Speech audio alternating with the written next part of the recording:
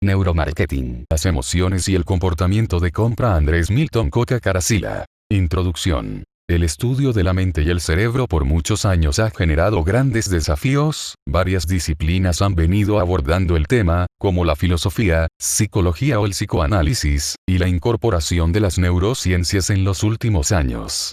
Sin embargo, a pesar de los grandes desarrollos tecnológicos alcanzados, desde tiempos remotos, continúan sin responder varios cuestionamientos, entre ellos ¿dónde reside la conciencia? ¿Qué es la felicidad? ¿Cómo recordamos? ¿O simplemente por qué elegimos determinada marca, producto o servicio?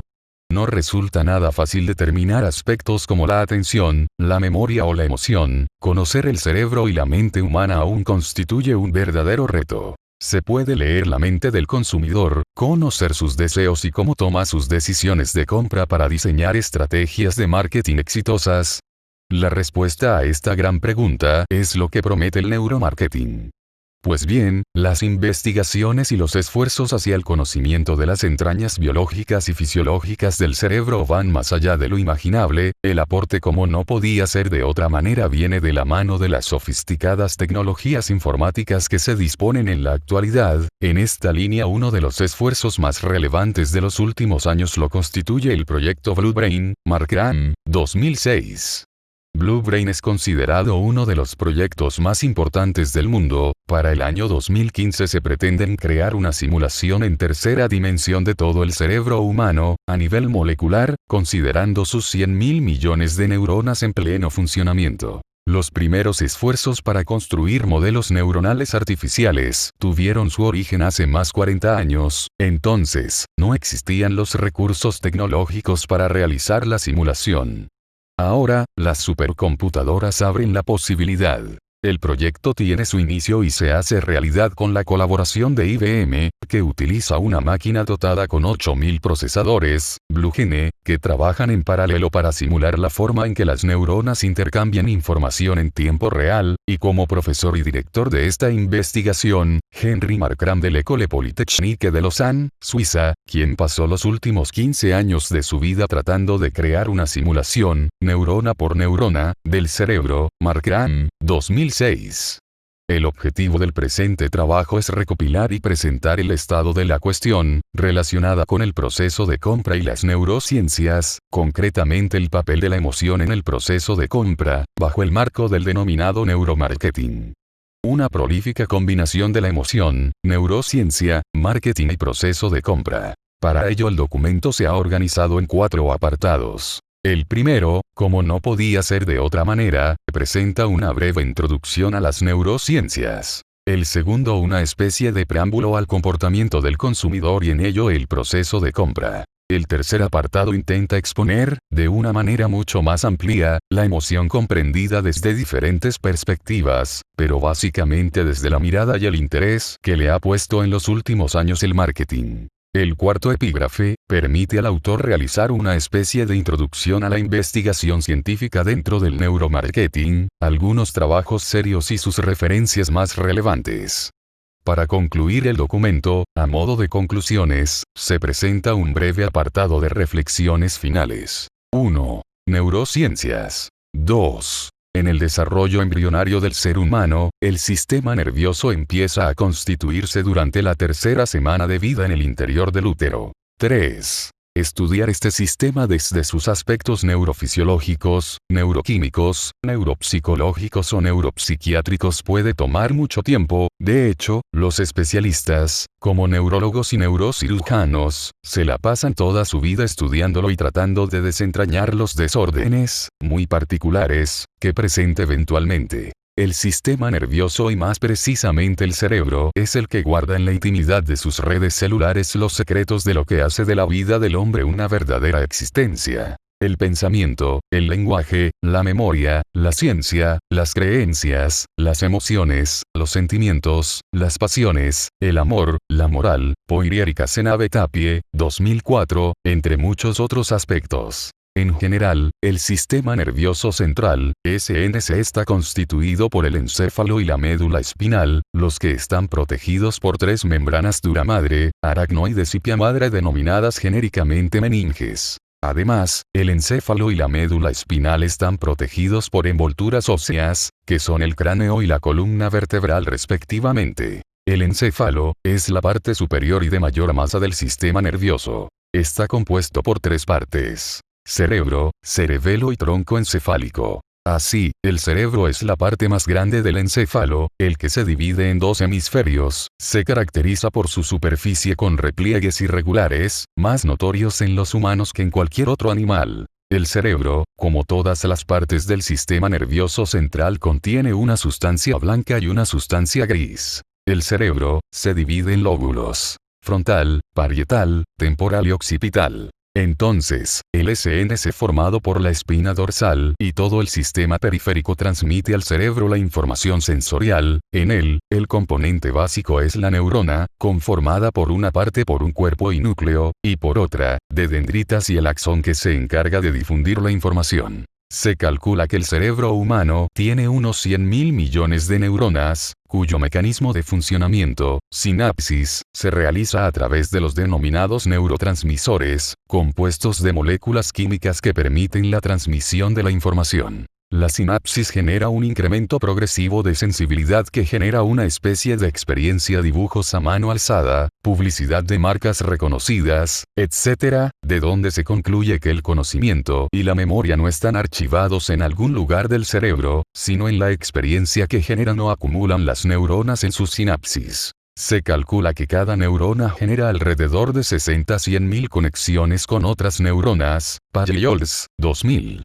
Por su parte, el tema que tratamos ahora, la neurociencia, puede comprenderse lógicamente como la ciencia que estudia la estructura y la función química, farmacología y patología del sistema nervioso y de cómo los diferentes elementos del sistema nervioso interaccionan y dan origen a la conducta. De hecho, la palabra neurociencia es sumamente joven, al igual que la Sociedad para la Neurociencia I, una asociación de profesionales neurocientistas que fue fundada recientemente. En concreto, la neurociencia estudia la estructura y la función química, farmacología y patología del sistema nervioso y de cómo sus diferentes elementos interaccionan y dan origen a la conducta. El estudio biológico del cerebro es multidisciplinar, abarca muchos niveles de estudio, desde el puramente molecular hasta el específicamente conductual y cognitivo, pasando por el nivel celular, neuronas individuales, los ensambles y redes pequeñas de neuronas, como las columnas corticales, y los ensambles grandes, como los propios de la percepción visual, incluyendo sistemas como la corteza cerebral o el cerebelo, y los niveles más altos del sistema nervioso, Esquire, 2008. 2. Comportamiento de compra del consumidor. El proceso de compra del consumidor, de forma regular, se comprende como el conjunto de pasos que se desarrollan de forma consecuente, con eventuales retornos hacia atrás, hasta llegar a la decisión final, traducida en una compra. Existen numerosas propuestas al respecto, sin embargo, la mayoría coincide con las siguientes fases: el despertar, identificar o reconocer las necesidades, recopilación y tratamiento de la información, formulación y puesta en marcha de la elección, incluyendo la evaluación de las consecuencias, Dubois y Rovira, 1998. De manera similar, la mayoría de los estudios coinciden en que este proceso de una u otra manera es influido por una serie de circunstancias, aspectos o factores internos y externos, Kahn, 2001. Completando el ciclo, un modelo básico de toma de decisiones del consumidor incluye un comportamiento después de la compra o decisión en cuestión. Por consiguiente, de forma sintética, podemos hablar de tres agrupaciones en el proceso de toma de decisiones: los insumos, el proceso en sí mismo y los resultados. Schiffman y Canuck, 2009, 2. Las publicaciones de Schiffman y Canuck, 2009, 2005, presentan una síntesis muy útil sobre los modelos del comportamiento del consumidor, los que se agrupan en 4. El punto de vista económico, en el que se sostiene que el consumidor toma decisiones racionales, conocida como la teoría del hombre económico, criticada fuertemente por investigadores de otras posturas. El punto de vista pasivo, el que describe al consumidor como un ente sumiso frente a las campañas promocionales de las empresas y sus productos, que define a los consumidores como compradores impulsivos e irracionales. El punto de vista cognitivo, que describe al consumidor como un solucionador pensante de problemas, este modelo se enfoca en los procesos mediante los cuales buscan y evalúan información para tomar sus decisiones. El punto de vista emocional, denominado también impulsivo, sostiene que las compras realizadas sobre una base emocional conceden menos importancia a la información y consiguientemente dan mayor importancia a su estado de ánimo y sus sentimientos del momento. Lo que no significa un comportamiento irracional. Sin embargo, a lo largo del tiempo fueron emergiendo diferentes modelos, clasificaciones y propuestas que intentan abordar la temática de una manera más holística, incorporándose mayor cantidad de elementos y variables en las investigaciones. Callejo, 2005. Kahn, 2001.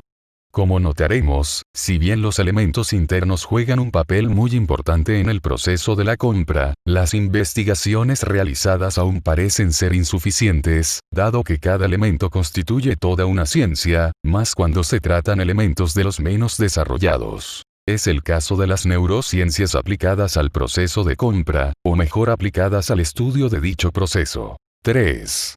La emoción, un factor clave para el marketing. El proceso de compra constituye un complejo de relaciones y acciones que hasta ahora continúan constituyendo un verdadero misterio y un interesante desafío para quienes nos dedicamos a la noble y ardua tarea de la investigación, en ambos sentidos, considerando los factores internos y aquellos externos al proceso mismo de compra del consumidor. El autor de este documento considera de suma importancia tratar con mayor énfasis los factores internos, entre ellos y de forma muy particular las emociones como eje de alto impacto a los propósitos del marketing y desde una perspectiva muy actual, como lo son las neurociencias, sin que esto signifique sea el único factor que ejerza su influencia en la decisión definitiva del consumidor. Uno de los trabajos que detonaron un interés inusitado por las emociones y que marcan un hito en la historia del management lo constituye Inteligencia Emocional, donde el autor de esta obra muestra el gran poder de las emociones sobre la mente pensante y el frecuente conflicto que puede generarse entre los sentimientos y la razón. Goleman, 1995.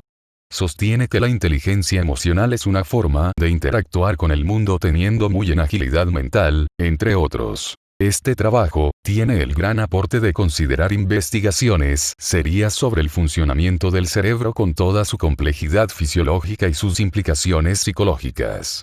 Otro trabajo, muy importante en la línea de recurrir a las emociones como soporte central, es el desarrollado por Mitsuo Nagamachi, denominado Kansei. Término japonés que significa sensación psicológica o la imagen de un producto. La ingeniería Kansei se refiere a la traducción de las sensaciones psicológicas de los consumidores sobre un producto, considerando para el diseño elementos de la percepción. Se la conoce también como ingeniería sensorial o usabilidad emocional. Concretamente, esta técnica consiste en determinar los atributos sensoriales que provocan determinadas respuestas subjetivas de las personas, y luego diseñar un producto usando los atributos para obtener las respuestas deseadas. International Kansei Design Institute, 2007.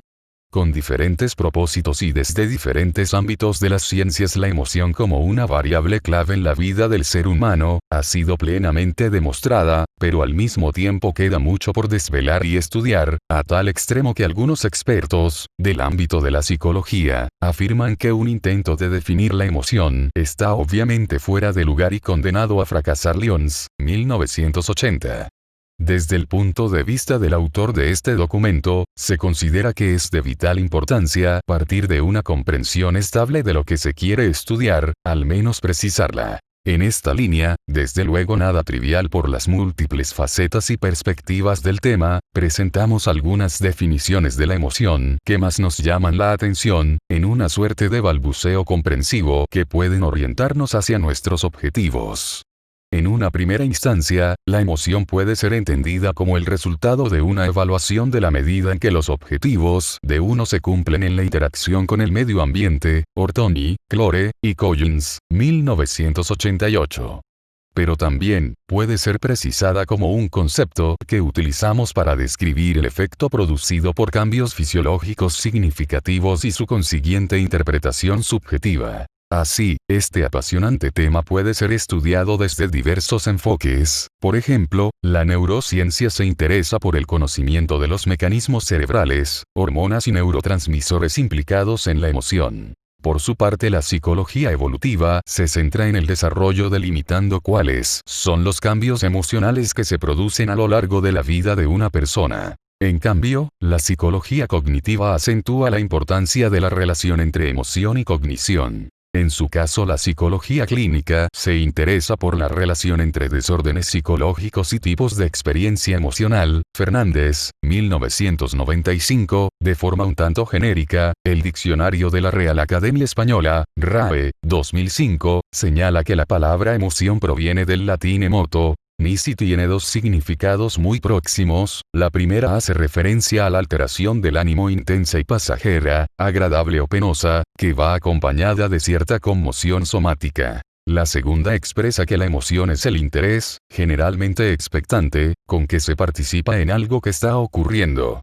Si bien estas comprensiones resultan orientativas, solo permiten tener una idea de lo que se pretende abordar en este documento. Es necesario puntualizar que el término emoción involucra dos componentes a nivel neurofisiológico, un componente que manifiesta un estado fisiológico del cuerpo y un componente que expresa el sentimiento consciente. Iversen, Kupferman, y Randell, 2000. La diversa literatura ha puesto en evidencia que, anatómicamente, la amígdala constituye una estructura capaz de asignar un significado emocional a los estímulos ambientales, poniendo en marcha una serie de reacciones de carácter motor, autonómico, endocrino y del sistema nervioso central, que constituyen la expresión emocional. Simón, 1997. Sin duda, la estructura anatómica, claramente relacionada con la emoción es la amígdala. Ledoux, 1992, constituye una estructura nerviosa del tamaño de una almendra, se encuentra en el seno del lóbulo temporal, una en cada lado, y posee abundantes conexiones con varias zonas del cerebro. Su función consiste en asignar significado emocional a los estímulos ambientales, para ello recibe información de los estímulos que constantemente llegan a los órganos sensoriales. Esta información continúa su camino hacia amígdala a través de un paso directo por medio de la corteza cerebral. Pero, también la información puede llegar al tálamo y de ahí, por la vía lemniscal alcanza la corteza sensorial primaria. Así, a medida que la información va llegando, la amígdala se encuentra en condiciones de emitir un juicio sobre el estímulo. Simón, 1997. Entonces, la vía por la que llega la información hasta la amígdala se denomina tálamo córtico amigdalar. Pero, también existe el camino corto que señalamos, denominado extralemniscal, que conecta directamente el tálamo con la amígdala. Ledoux, 1995. Romansky y Ledoux, 1992. En el caso de las respuestas rápidas, estas se explican por su carácter heredado, pueden ser consideradas innatas, llamadas también emociones primarias. El conjunto de emociones que cada organismo va adquiriendo a lo largo de su vida son las denominadas emociones secundarias. Damasio, 1995. Existen varias propuestas de cómo estudiar las emociones, una de ellas propone su organización en tres grupos: el estudio de las vivencias emocionales, el registro fisiológico objetivo de las mismas y el estudio del comportamiento expresivo. González, 2006, las que pueden ser abordadas desde una perspectiva evolucionista, psicofisiológica y la consideración de las neurociencias. Fernández, Dufay, y Mourgues, 2007. El enfoque evolucionista ha facilitado identificar las emociones básicas que componen las expresiones humanas, explorando su universalidad, su expresión y reconocimiento en diferentes culturas. Ekman, 1993. En los últimos años la evolución del conocimiento en una integración anatómica y fisiológica del sistema nervioso central y su comprensión psicológica, permitieron comprender con mayor amplitud la conducta emocional con el reconocimiento y expresión de las emociones. Phillips, Drewetz, Rauch, y Lane, 2003.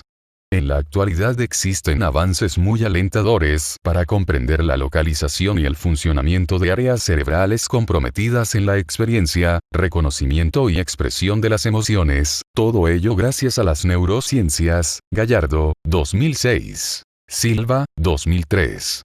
Como el lector notará con facilidad, el mundo de las emociones constituye un complejo de gran magnitud cuyo conocimiento y aplicaciones recién comienzan a vislumbrarse con mayor precisión. Baste mencionar que no existe un acuerdo consensuado sobre la cantidad de emociones expresadas y no expresadas por el ser humano, desafío que los investigadores enfrentan en este nuevo siglo. Lewis, Aviland Jones y Barrett, 2008. No cabe duda de que las emociones juegan un papel fundamental en un proceso de decisión de compra. Resulta muy evidente que nuestras compras diarias no marcan un estado emocional definitivo y claro, ya que son mucho más evidentes en compras complejas y de alto involucramiento por parte de los consumidores, o por lo menos resultan más perceptibles. Recientemente, algunos trabajos han puesto en evidencia interesantes conclusiones al respecto, y Brand, 2007, estructuras teóricas y enfoques relacionados con la emoción y comportamiento de compra cada vez se hacen más frecuentes y se constituyen en preocupaciones muy serias para los investigadores. Bagozzi, Gopinath, Inger, 1999. Hill, 2008. Johnson y Stewart, 2005. Lindström y Underhill, 2008. 4. Investigación científica y neuromarketing. Anticipándose a los administradores en la neurociencia experimental, los economistas fueron los primeros en proponer el término y crear el campo disciplinario de la neuroeconomía. Lee, Broderick y Chamberlain, 2006, cuya finalidad era comprender mejor el proceso de decisión de los agentes económicos que utilizan los enfoques de la psicología cognitiva y la neurociencia. Así, la neuroeconomía aparece en los círculos académicos más respetables. Una de las definiciones más aceptadas de neuroeconomía señala que la neuroeconomía es un campo interdisciplinario que aplica las nuevas técnicas de neuroimagen para identificar sustratos neurales asociados con las decisiones económicas. Sack, 2004. La anterior definición fácilmente se podría extrapolar a un contexto de marketing, señalando que neuromarketing es un campo interdisciplinario que aplica las nuevas técnicas de neuroimagen para identificar sustratos neurales implicados en las decisiones y el comportamiento del consumidor.